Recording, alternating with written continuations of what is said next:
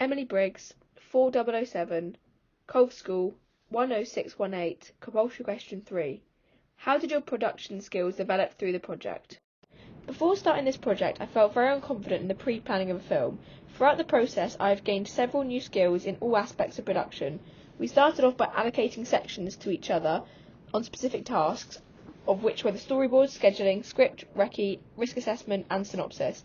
Although everyone had their own delegated tasks, we all fed back what we had done to the group to make improvements and make sure everyone was happy.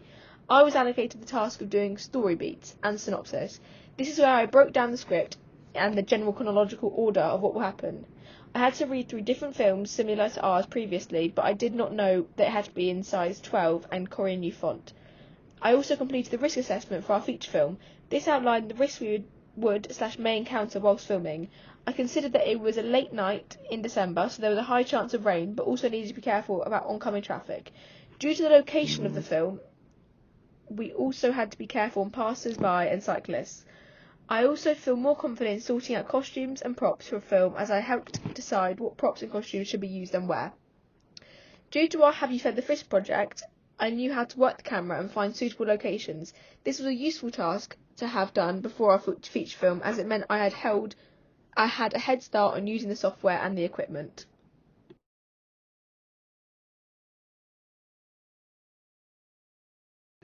As I stated earlier, from doing the Have You Fed the Fish project, I had a very basic understanding on how to use the camera and tripod, but the production period really enhanced my skill set. I now have a stronger sense of what shot types look good with different scenarios. For example, we originally thought that the shots from behind would look better, but we soon realised that we couldn't hear the conversation that was going on. This ties to my improvement of sound skills. We had a vast amount of dialogue as well as a soundtrack. As a group, we collectively struggled with our interior filming and lighting. This led to our reshoot of the dialogue scenes, as when we watched them back, the shots were either underexposed or overexposed, so it was difficult to see what was going on. This was also due to the time of day that we filmed it in, as it began shooting as the sun was setting, so natural lighting changed throughout the first shoot. We also found it hard to have continuity due to these original lighting issues. The film didn't make total sense due to the constant back and forth of natural lighting, therefore having to reshoot the film added to the verisimilitude and the continuity, as we could use added lighting instead of natural sunlight.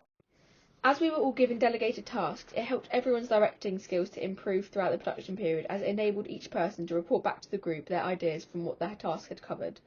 The filming project took about 6 hours for the first shoot. That was split up into 3 days and an additional 2 hours for our reshoot, as we were only refilming the interior shots and dialogue scenes. As a whole, the group felt that the exterior shots were much easier to shoot than the interior ones. This was due to the fact that the location used had artificial lighting from the overhead strip lighting in the underpass and the street lamps, meaning that we could shoot all of our shots and take as long as we needed, as it wouldn't change. There has been a clear enhancement on my post-production skills. I have had access to a range of editing software that I had never really used before. I had used Premiere Pro for our Have You Fed the Fish project, but I did not use it to the extent we had this time. After the final shoot, we sat down as a group and selected the clips that we agreed were the ones to use in our final feature film. This process was relatively smooth and easy, as we could all agree on the ones we wanted to use. We have all taken turns in editing the project, which has been a very useful way of doing it, as not everyone was as confident in using the software as others. This meant that everyone had their own contribution and aspects in the final export. Nancy and I were given the task of finding the right sound effects to use for the opening scenes. We really enjoyed this task, as we could both communicate our ideas and found a very fitting piece of music that set the tone perfectly for the feature film. We added the finishing touches to our film by using After Effects to colour the clips to fit more with the tone of the project. We have also used this to edit the clip, where the protagonist is seeing things and looks at his hand and see a blur across his palms. Premiere Pro has been a very useful device that has enabled us all to enhance our skills and improve our confidence. I found it very easy to work my way around due to there being a tutorial page on YouTube. In conclusion, I feel like my skills have massively improved over the course of the last 3 months. I now feel much more confident in my ability to edit on different software websites, but also in the directing and filming of films. We worked collectively on many things, for example, the choosing of font, the risk assessment, the location, and the music. We have continued to work together through every period of this project to ensure that everyone is content with the final product. I also took on the role of writing the synopsis of the film. This task enabled me to improve my writing skills, as I had to rewrite it several times to make sure it fit and worked for the whole group.